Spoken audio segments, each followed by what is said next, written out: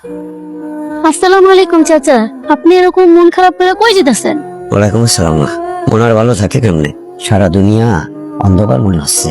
কেন চাচা, কি হয়েছে? আপনার শরীর টরীর খারাপ নাকি? আরে মা, আমার শরীর খারাপ না, তবে তোমার ওই চাষির শরীর খারাপ। চাচির শরীর খারাপ? কি হয়েছে চাচি? 2 দিন আগেও তো দেখলাম চাচি কত সুস্থ ভালো আছে। ডাক্তার কি বললো? কোনো ভয় কিছু নাই তো? ডাক্তার বললো যে তার শরীরের অবস্থা খুবই খারাপ, তোমার চাষির কলিজায় পানি জমছে, মেলা টাকার দরকার। কি বলেন চাচা? এখন উপায় কি চাচা? ডাক্তার নিশ্চয়ই কোনো চিকিৎসার কথা বলছে। ডাক্তার কইছে জরুরি অপারেশন করণ লাগবে, মেলা টাকার দরকার। কত টাকা লাগবে চাচা? আর রাসেলকে কি জানাইছেন? প্রায় 3 লাখ টাকার দরকার। রাসেল রে খুলিয়া করতে পারে না, কলি পরে সাওয়ালার মন খারাপ হতে পারে, তাই খুলিয়া করতে পারিনি। কি বলেন চাচা? 3 লাখ টাকা লাগবে? টাকা জোগাড় করতে না পারলে তো তোমার চাষিরও বাঁচাতে পারবো না রে মা। কপালে যে কি আছে আল্লাহ জানে। আচ্ছা চাচা, আপনি ভেঙে পড়বেন না। আর রাসেল তো বিদেশে আছে, আর দেখতেছি আমি কি কিছু করতে পারি নাকি। আপনি একটা কাজ করেন, বাড়িতে চলে যান, আমি পরে এসে চাচিরে দেখা যাবো, ঠিক আছে? হাসি, আসসালামু আলাইকুম। ওয়ালাইকুম আসসালাম। বাজান, বেশি রাত পর্যন্ত বাইরে থাকিস না, ঠান্ডা লাগবো। বাজান রে, তুই তাড়াতাড়ি কইরা দেশে চলে আয়। আমি তোর লেগা মজার মজার খাওয়ান রান্না করে রাখছি। হায় রে প্রবাস, কত স্বপ্ন নিয়ে আইছিলাম। প্রবাসে টাকা পয়সা ইনকাম করব, সুন্দর ঘর দর বানাইবো, মনিয়ারে বিয়া করব। এই প্রবাস আইয়া আবার 2টা টাকা ইনকাম, মাথার গাম পায়ে জোরে, কিন্তু মালিক টাকা দেয় না।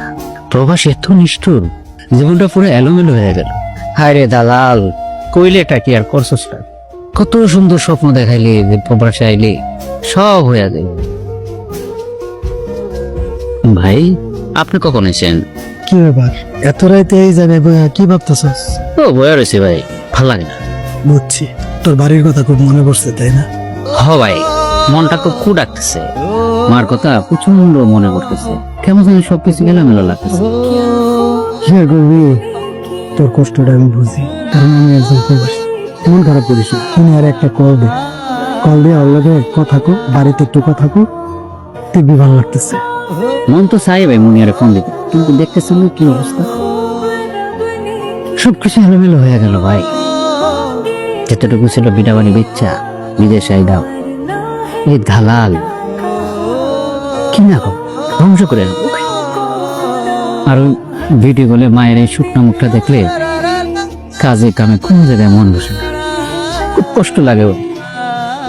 শোন, এত ঘাবড়িস না, এত ভাবিস না, তোর নিজের শক্ত করতে হইবে। আমরা যদি ঘাবড়ে যাই, নিজের শক্ত না রাখি, আমরা পরিবার তো ভালো থাকবো না।